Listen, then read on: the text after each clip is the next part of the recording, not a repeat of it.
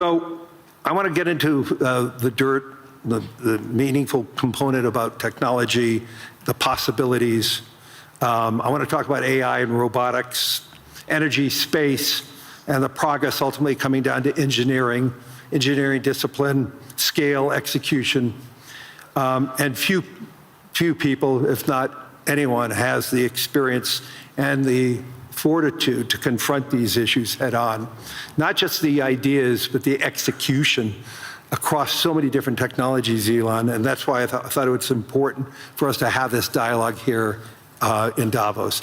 So you're presently building on AI, on robotics, on space, on energy, all at the same time. When you look across those efforts, what do they have in common from an engineering standpoint? Well, they're all very difficult technology challenges, but the overall goal of my companies is to maximize the future of civilization, like basically maximize the probability that civilization has a great future, and to expand consciousness beyond Earth. So if you take SpaceX, for example, SpaceX is about advancing rocket technology to the point where we can extend life and consciousness beyond Earth, to the moon, to Mars, eventually to other star systems. And I think we should always view consciousness, life as we know it, as precarious and delicate, because to the best of our knowledge, we don't know of life anywhere else. You know, I'm often asked, are there aliens among us? And I'll say that I am one, but... Or you're from the future. They don't believe me. Okay. But I think if anyone would know if there are aliens among us, it would be me. We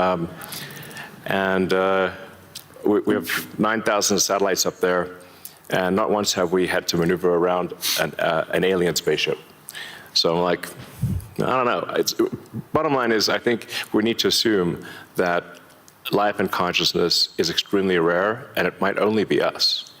And if that's the case, then we need to do everything possible to ensure that the light of consciousness is not extinguished, because we're effectively, the way I view it is, the image in my mind is of a tiny candle in a vast darkness, a tiny candle of consciousness that could easily go out. And that's why it's important to make life multiplanetary, such that if there is a natural disaster or a man-made disaster on Earth, that consciousness continues. That's the purpose of SpaceX. Tesla is obviously about sustainable technology, and also at this point we've sort of added to our mission sustainable abundance. So with robotics and AI,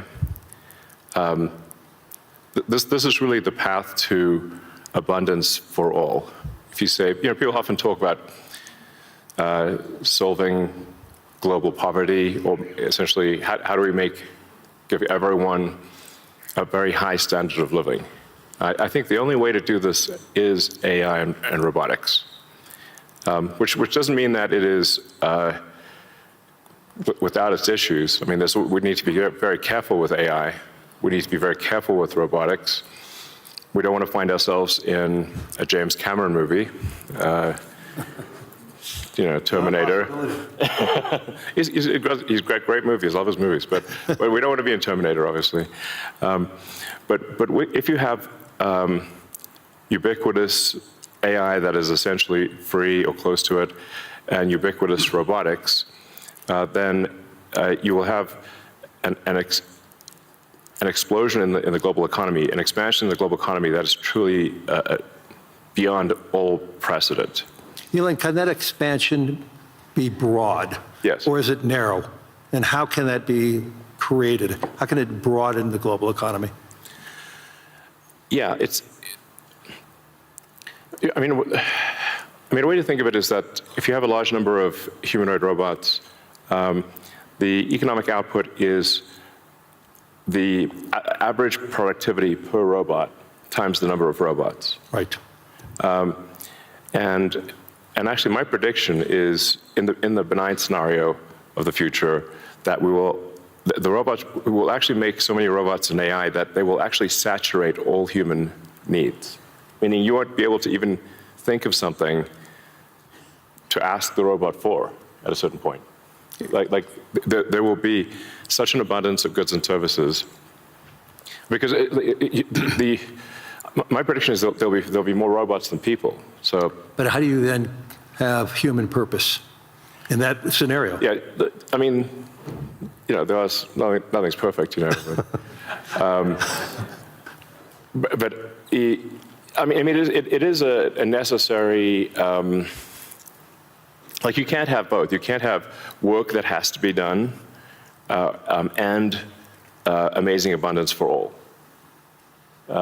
Because if it's work that has to be done, then you and only some people can do it, then you can't have abundance. Then for it's all. narrow. Yeah, it's narrow, Yeah. exactly.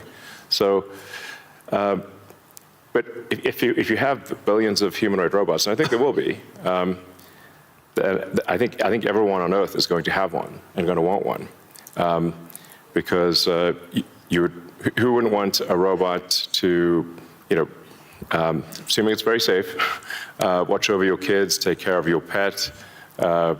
If you have elderly parents, a lot of friends of mine have said they have elderly parents, and it's very difficult to take care of them. Expensive. Yeah, it's expensive, and there just aren't enough people to take care of there aren't enough young people to take care of the old people. Right.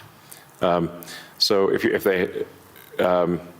you had a robot that could take care of and protect an elderly parent, I think that would be great. That would be an amazing thing to have.